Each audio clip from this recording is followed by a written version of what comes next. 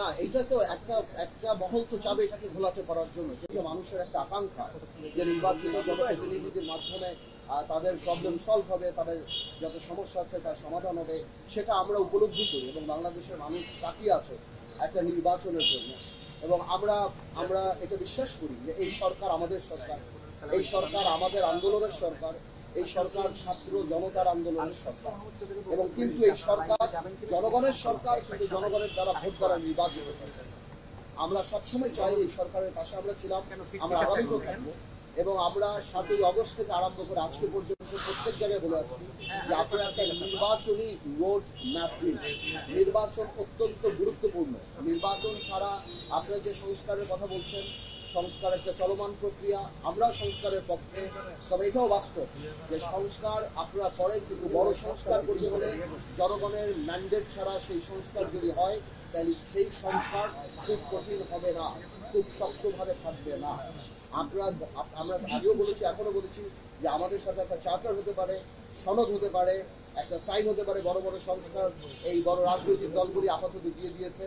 যেগুলি সংস্কার শর্টকাট করে যেগুলি একমত হয়েছে সেগুলি নিয়ে একটা সনদ করাই যেতে পারে, সবাই সাইন করতে পারে এবং তারপরে এগিয়ে যেতে পারে।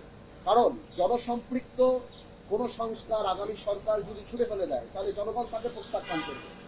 কিন্তু জনকল্যাণমুখী সংস্কার থাকবে কি থাকবে না অবশ্যই আগামী সরকার দেখবে, এবং জনগণের সরকার হয়ে থাকবেন সেটা অবশ্যই মানুষ সেটাকে রেসপেক্ট করবে। কিন্তু সংস্কারের নাম বলে নির্বাচন তো যদি পেছানো যায়, এবং একটা সরকার, একটা দায়িত্বশীল সরকার যখন বলে ডিসেম্বর থেকে জুনের মধ্যে নির্বাচন হবে, এই ধরনের আনসার্টেনিটিকে দেশকে কোনোদিনও একটা সরকার ফেলে দিতে পারে না। একটা নির্বাচনী রোডম্যাপ কংক্রিট থাকতে হবে। দেখুন, আমরা এই সরকারকে আনার জন্য জেলে গিয়েছি, জুলুম সহ্য করেছি, নির্বাচন বয়কট করেছি, রাজপথ সব জায়গায় আমরা ছিলাম। আমরা কোনোভাবেও চাই না এই সরকার ফেল করুক। আমরা চাই জনগণের ইচ্ছা প্রতিফলিত হোক। এই সংস্কার, এই সরকার সংস্কার করুক যেটার পাঠ আমরা, কিন্তু এমন কোনো সংস্কারের জন্য যেন কালক্ষেপণ না হয়, যাতে করে এই দেশের মানুষ চিন্তা করা আরম্ভ করে যে আমরা কি আবার নির্বাচন কবে হবে, আদৌ হবে কিনা, এই ধরনের প্রশ্ন আসে। তো আপাতত আমরা সেই আলাপই করেছি এবং আমরা ধন্যবাদ জানাই, বিএনপিও আমাদের সাথে একমত হয়েছে এবং আমি সহ অন্যান্য রাজনৈতিক দলে আমাদের সাথে একমত হয়েছে। এখন ওভার টু আমির হোসেন সাহেব, উনি বলবেন, উনি করেন। জি বলেন। ডিসেম্বরের আগেই যে নির্বাচনের দাবি সেই ব্যাপারে আলোচনা হয়েছে, কিন্তু ডিসেম্বরের আগে নির্বাচন আপনারাও মনে করেন ডিসেম্বরের আগে নির্বাচন করা উচিত?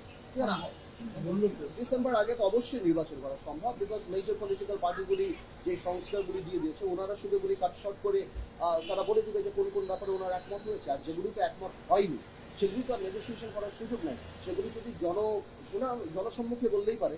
যদি জনকল্যাণমুখী কোনো সংস্কারে আমরা একমত না হই তাহলে সেটা তো জনগণ আমাদেরকে প্রত্যাখ্যান করবে। কিন্তু তার মানে তো এই না যে প্রত্যেকটা পিন পয়েন্ট ধরে আপনি যদি এরকম পারপিচুয়াল টাইম নিয়ে যাবেন যে সংস্কার কবে হবে, এবং জাতি এরকম একটা আনসার্টেনিটি থাকবে, রাজনীতি আনসার্টেনিটি থাকবে, দেশের ইকোনমি আনসার্টেনিটি থাকবে। আজকে বড় বড় ইন্ডাস্ট্রি থেকে আরম্ভ করে কলকারখানা, মানুষ কেউ ইনভেস্ট করতে যাচ্ছে না, এই চিন্তা করে ইলেকশনের পরে হবে, ইলেকশনের পরে করবো। স্টেবল গভর্নমেন্ট নীতি, বৈদেশিক যারা আমাদের বন্ধু বান্ধব বা অন্যান্য দেশ আছে তারাও পর্যন্ত এই সরকারকে ওই সিরিয়াসলি তারা নিবে না, বিকজ আপনার টার্ম কতখানি সেটার উপর নির্ভর করে যে লং টার্ম আপনার কি হবে। তো আমার মনে হয় যে এই কালক্ষেপণ এখন না করে নির্বাচনী রোড ম্যাপটা এখন জনগণের কাজ। আমার মনে হয় সেটাতেই কনসেন্ট্রেট করতে হবে। না, এটা তো একটা মহল তো চাবে এটাকে ঘোলাটে করার জন্য, যেটা আমি আগে বললাম যে এখানে যদি কোনো দ্বিমত হয় সেটা তো গভর্নমেন্টের, এটা তো জনগণের ম্যান্ডেটের উপরে নির্ভর করবে। আপনার তো কোনো সুযোগ নাই আপনি কাউকে বাদ দিয়ে সংস্কারটা করা।